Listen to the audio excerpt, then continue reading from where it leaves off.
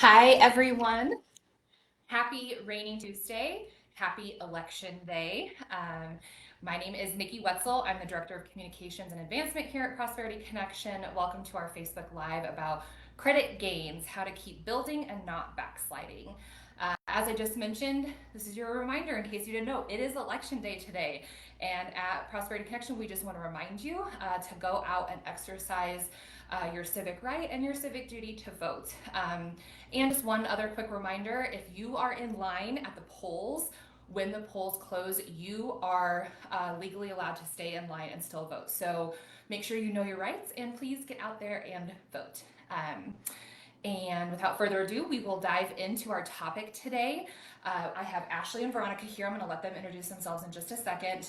But again, we're going to be talking about how to keep building your credit once your score increases. We know that that's a super exciting thing, and obviously we hope that for all of our clients.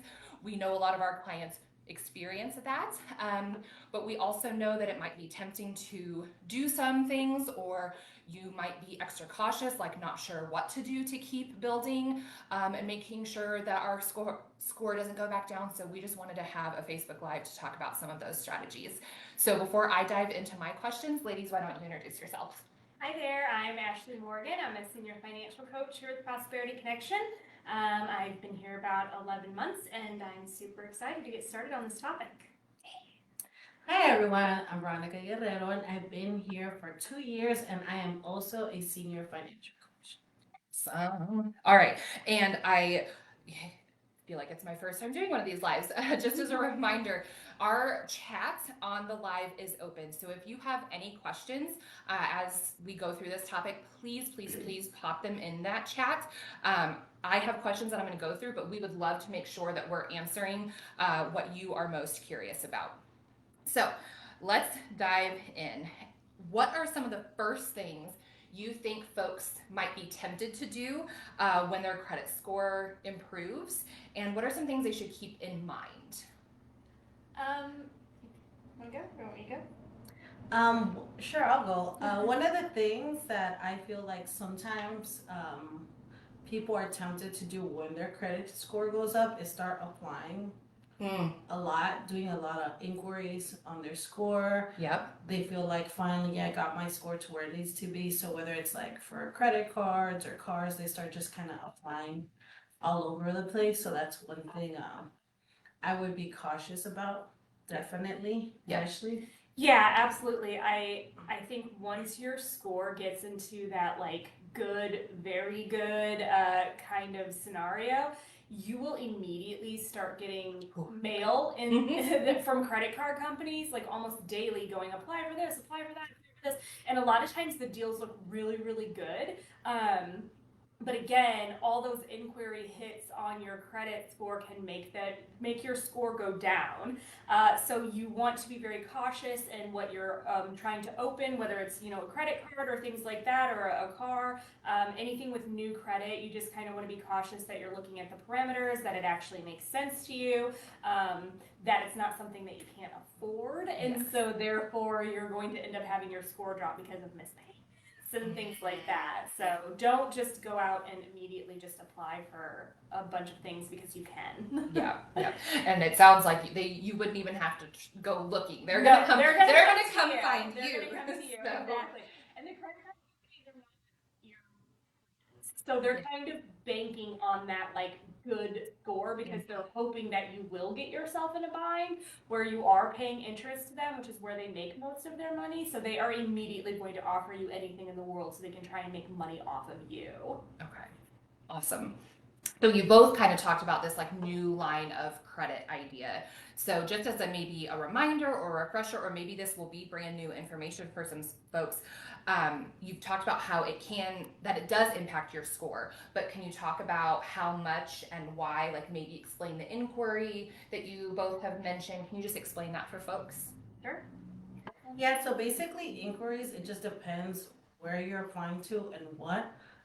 It could be anywhere from 5 to 10 drop that I've seen personally with my clients that I help. But a lot of the time, people aren't aware that when you apply to different credit card companies, that's like a 5 to 10 drop like each time. 5 to 10 points on your credit Points. score. Okay. Yeah, each time. So I had somebody go to the mall and like they let me know like, hey, I'm gonna go ahead and apply for a new credit card. They had the misconception about like the car and mortgage. When you apply for a mortgage, you have like about 30 days to Yeah. apply to different banks. They thought that was the same with credit cards, and Oh. unfortunately, they took like a 50-point hit. So the Okay. inquiries is a very important. Like you want to watch out for that, and on your credit score it says like how many inquiries you get in the next 120 days. You want to make sure you keep that at a minimum or at like none at all if possible. So Yeah, so inquiries make up about 10% of your score. So it is a nice little chunk.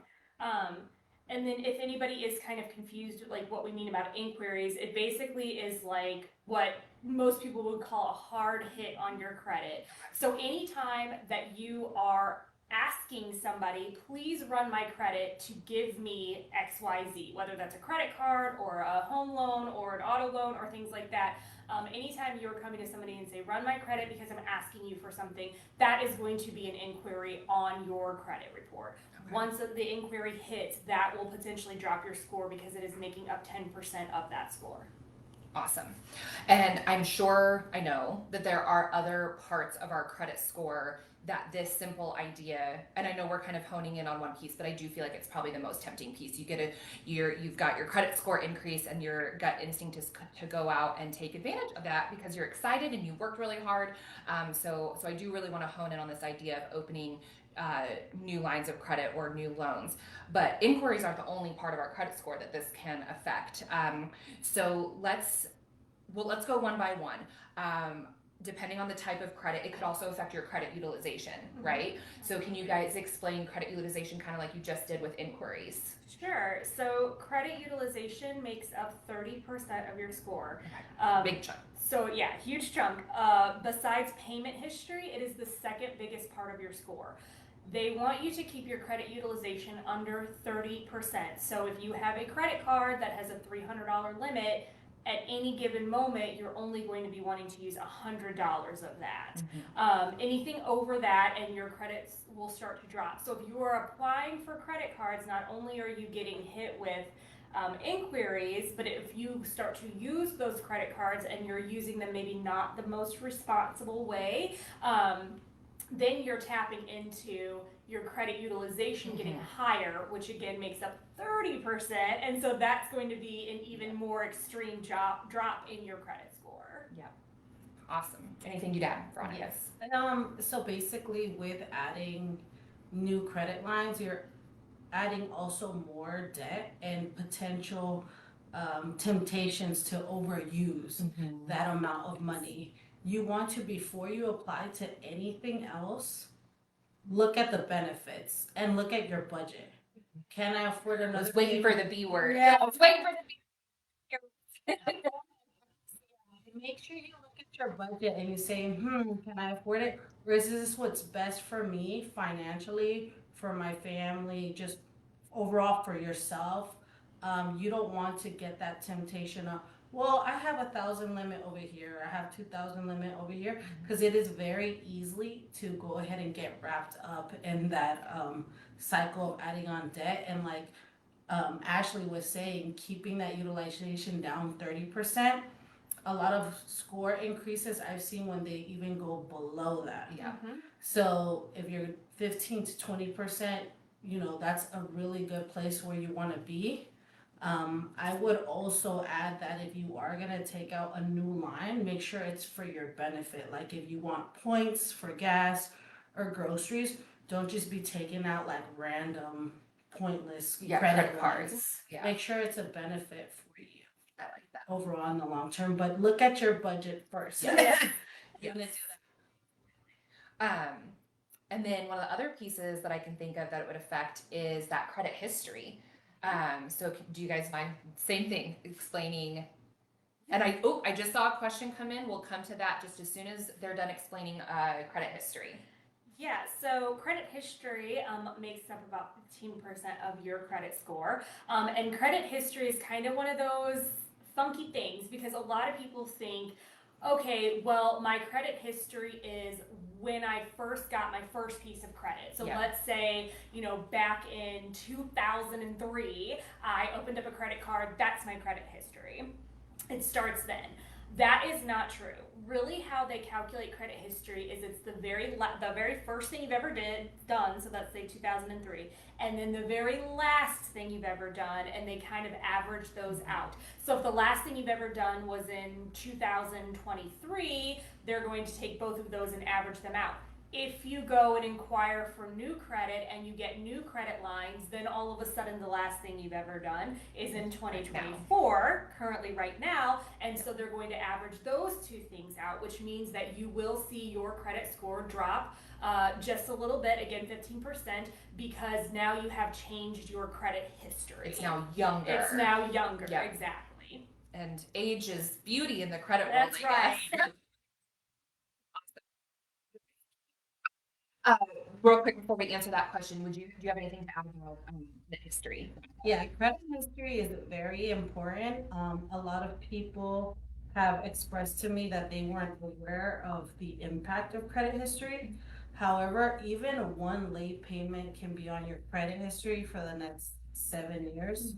So it's very important that we make sure we, one, stay under that 30%, two, pay off the cards in full at the end of every month, and avoid at all costs to have a late payment, because you would hate to years go by and still see that on your score. So it's very important that when it comes to credit history, we're doing the on-time payments and like avoiding late payments at all costs. Or if there is a situation where you cannot pay your card for whatever reason, or you're falling a little bit behind, you have direct communication with the credit card companies. Yes. Because most of the time they are willing to go ahead and find some common ground with you or work with you. A lot of times people are they feel too Yeah. ashamed, or they don't want to call, or they feel like they're in trouble. Just have that direct communication with them as well. But one way for people who haven't started that journey to avoid it is just to have 1 to 2 cards that you're able to afford, and keep the balances low and stay on top of.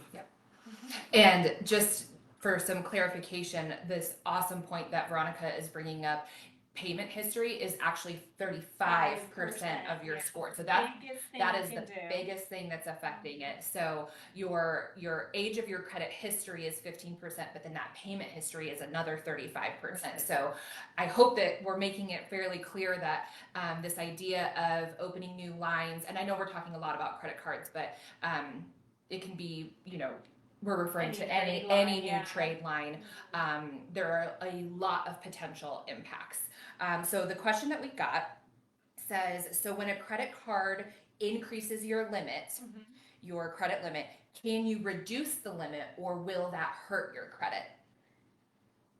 Yeah, I probably would not reduce the limit. And I will tell you again, that is going back to your credit utilization. So using that example of, I have a $300 limit on my card, I'm using $100 of it, you are using 30% of that credit card.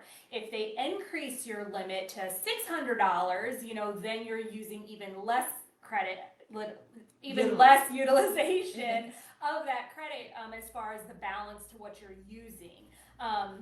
If you come in and say, no, you know what, I actually want to reduce my limit to, 500 or 400 or back down to the 300, then again, you've really only just cut down on the amount of available credit that you can use before you hit that 30%. So they're really, unless you had some kind of fear of, because I now have this credit limit, I'm going to use this credit limit. Like, if personally that's an amount that maybe you can't really safely handle, which would be fine too. But unless there's some personal reason why you can't have a limit that high, I would say leave it. I would say if they increase it, let them increase it, and just be aware that you're staying under that 30%. Again, if you can make it 15, 10 even, that's even better, but at least 30%. Yeah. And I'm not sure if this is what you meant by your question, but one of the other things that came to my mind is, if your credit card company offers to increase your credit limit, more often than not, please correct me if I'm wrong, that is not a hard hit because they're doing it. If you request it, it would be a hard hit, right? So that is correct. Yeah. Okay. So a lot of times a credit card company will say, hey, tell us if you've had an income increase, and then you'll tell them, and they'll go, great, you're actually approved for, $200 more. Yes. They're not going to do anything with your credit from that perspective. They're just going to give you an increase. Probably because you've been a good customer, right? Correct. Making Yeah, your you've made payments on Okay. time. So Yeah. those kinds of things will come naturally. But yeah, if you were to go in and say, I really just want to increase my score, then they're going to take a look at you. And the only way they can do that is by running your credit, which will then be an inquiry. So as long as they're offering, you're good to go. Okay, awesome. Because I wasn't sure if that's where you were going with that question, but I want to make sure we covered all of the potential information. Perfect. So we talked a little bit about maybe more of the like what not to do and like the what to look out for. Can you guys think of some examples where once you've got that credit score increase, where it might be a good idea to go do something new? Yeah. I I do, yes. Go ahead. One of the things I was thinking about, and we were just talking about credit cards, but when you have really worked hard on rebuilding your credit, if there are things on your credit that are still impacting you harmfully, like a payday loan or something with an insanely high interest, a lot of times because you have increased your score, you have opened the door to be able to refinance those things or transfer balances to a 0% interest program with a credit card or things like that. Those kinds of things are what Veronica was saying earlier. If you're going to do something, make sure that it is a benefit to you and your family.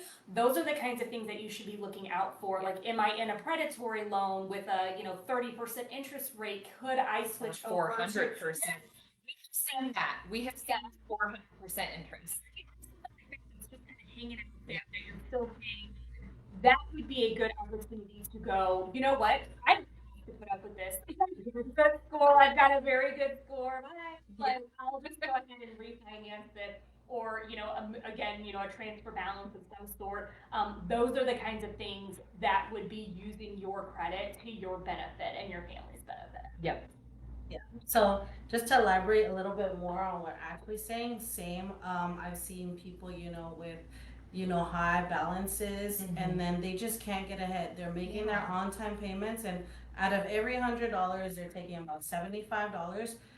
Taking that and seeing their credit score increase, getting like a small personal loan at a local community credit, where the interest rate is much lower, and paying off that card like in full and just like not putting more debt on it is like a really beneficial thing, because it wipes out the debt, and then your actual interest rate to the credit community credit is much lower, so you'll be able to pay it off at a faster pace. Also, one of the exciting things I work with personally is, home ownership. Once your credit score goes up and now you can qualify for a decent mortgage with a good interest rate, that's definitely a good thing, and a good step I would take when it comes to like credit increases as well. Because as we all know, rent is not getting lower. Nope. Financially, it's not a benefit. Yeah. For everyone. I'm not saying this is something that everyone has to do, but for most people that are thinking that they want to long-term have somewhere, they're gonna live and eventually own, once your credit score goes up, having a mortgage on your score would actually be a benefit as well. That's awesome. I've also heard auto loans a lot of the time. Correct. There's a lot of. What would you guys say is a percentage where if your auto loan is at this percent or higher, considering a refinance after your credit score increase is absolutely a good idea? Like, what's that threshold-ish if you had to put a number to it? I like the double digits. That's exactly what I was going to say. I was going to say, if it's over 10%, that kind of makes me be like, I feel like we could do better somewhere else. Okay, great. Yeah, that's exactly right. Yeah. I did want to have one Yes. caveat. When it comes to like using, maybe if you have like some credit card debt or something like that, and you want to move it over to like a 0% interest, on a different credit card, I will just say that there is no such thing as 0% credit cards, even though they come in the mail. What they're trying to tell you is that is an introductory rate. Yes. So you'll get 0% for 12 months or 0% for 18 months. Yeah. And so you just want to make sure of that fine print. You are never, ever, ever going to get a credit card that's just like, for the rest of the term, you'll never have interest. That's not a thing. It is always an introductory rate, usually 12 months or 18 months. So if you are using a credit card with the introductory rate to get out of a credit card that has a very high interest rate, that is a great thing for you, but just be mindful, okay, so then I need to break up my payments over 12 months or over 18 months so that you stay within that 0% interest, which is the reason why you got that card, and you don't end up, going out of that introductory rate and then you're right back to where you started with, with the high interest rate. Yeah. I love that. I've got a couple more questions and we've got just under 10 minutes left, but just as a reminder, I've seen several folks hop on and hop off, so if you are new and missed this, please, if you have questions, we would love to answer them in the chat. And I think I actually just saw one come in, and I want to make sure, are you obligated to stay for a period of time after the intro rate? That's a good question. So I'm assuming you mean stay with the credit card and stay with the credit card company for a period of time after the intro rate. This might be a really good time to talk about the impacts of closing credit cards too. So run with it, girls. So are you obligated to stay with the company after the intro rate? No, you are not obligated to stay with the company after the intro rate. However, closing a credit card can also not be beneficial, just because that credit history we talked about is very important, especially if you've had on-time payments and it looks really good, you've paid it off. It's good to keep it open or keep something very small revolving on it. I know a lot of credit card companies do close you out if you don't use them after a while.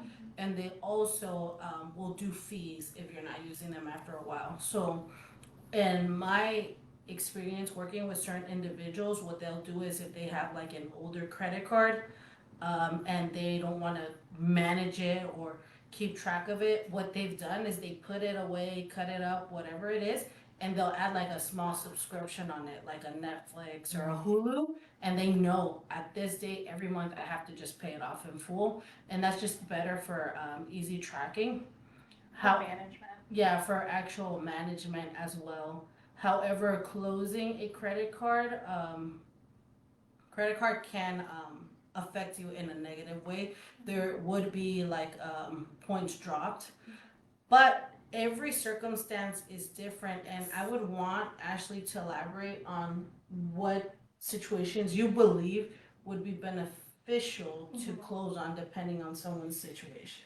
Yeah, so again, like Veronica said, like 90% of the time, you're gonna wanna keep your credit cards open, because when you don't, you're messing with your credit history and you're also messing with your credit utilization, because you're dropping how much available credit you have when you're closing accounts. However, there are a few things, and again, these are very like personal kind of terms. Let's say a person has like 10 credit cards and there's no way you're gonna manage them. They're gonna end up closing on their own anyway. Or because you have all of them, you feel obligated to overuse them. The long-term effect on your credit of using all of those cards all the time and having, higher balances or forgetting to pay or things like that, all of those things are going to be way worse in the long term on your credit score than just closing a handful of them so you don't have to manage them. What I would suggest, if you feel like that is you, is to close the newer ones first and keep the older ones open. Again, going back to that credit history, when you start closing something that was open in 2008 versus something that was open in 2018, that's going to affect your credit history different. So it is a personal choice. And then again, I would just kind of keep in mind long term versus short term. Yes, it will decrease your score by a bit to close a credit card. However, if you feel like in the long run it will be better for you because of the way that the kind of relationship you have with credit cards, then that might be something for you to consider personally. Yeah.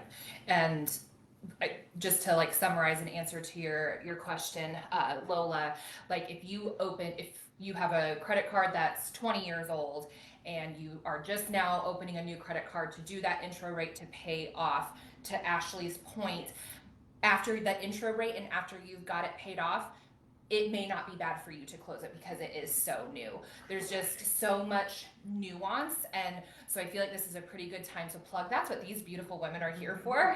That's what all of our financial coaches are here for. If you really want to talk through those nuances and look at the pros and cons to your personal situation, because remember, we're trying to keep it fairly general for everyone, but if you have a very specific situation that you'd like to talk about, that's like, they're here for you for that. Yeah, I saw this next Yep. one. Should I avoid a credit card with an annual fee?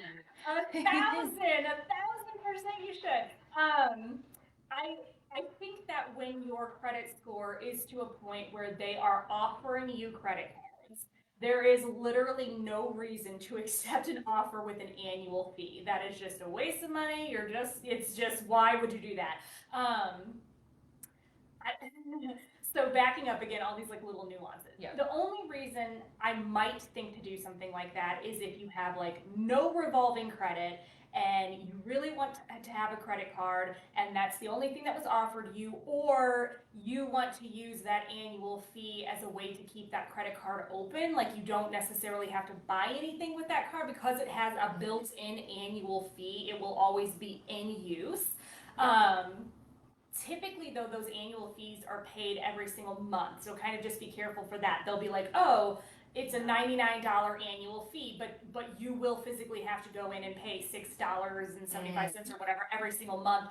So kind of just be aware of when that payment is due, how much it's going to be every single time.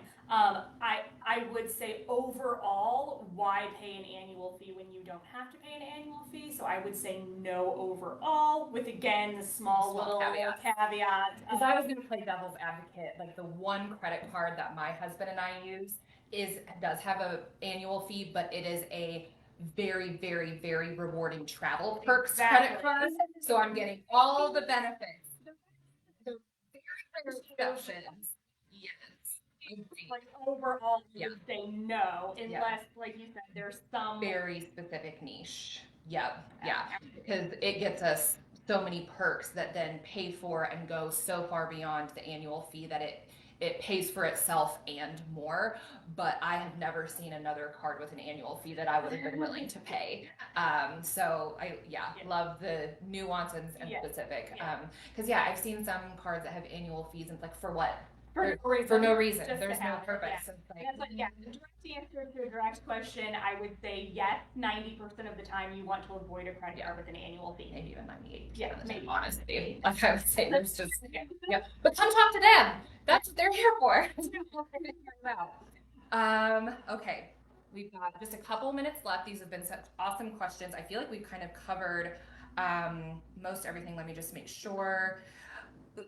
As we close, we've been talking about really specific tips for like when your credit score increases, maybe what to do, what not to do, what to refinance, maybe what to reconsider. But just in general, can you guys provide one or two of your favorite just general credit building tips? So even if nobody's interested in taking out a new line of credit or refinancing this, they don't need to do that, but they want to keep that momentum going for building credit. A tip or two, just general credit building, what might help some folks?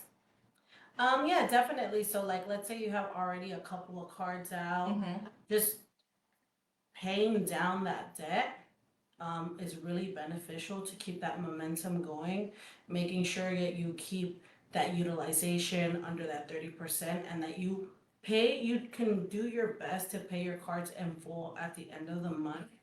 A lot of people aren't aware that they don't charge you interest if you pay them in full at the end of the month. So you'll also be saving as well. And lately, I've seen also healthy credit. products. One was, well, I'm not sure if we're able to mention the bank, but there are a lot of healthy credit products out there. So Give some examples.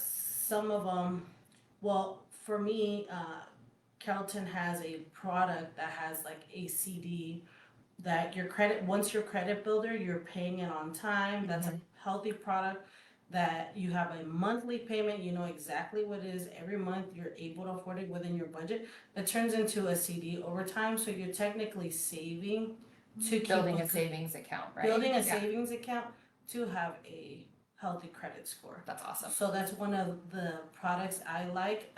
But one of the tips is looking for healthy products that would keep that momentum going and paying down debt, and then keeping that under 30% utilization for sure. Those would be my three. Awesome. Yeah, I really agree with a lot of those. I think that when it comes to building credit, a lot of times it's not as like fancy. I think as people want it to be. Yeah.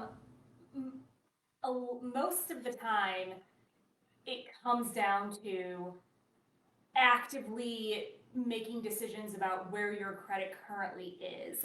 So not necessarily like, okay, I'm going to go out and get this new product and everything's going to be like awesome, or I'm going to get a credit card and then my credit's just going to shoot through the roof.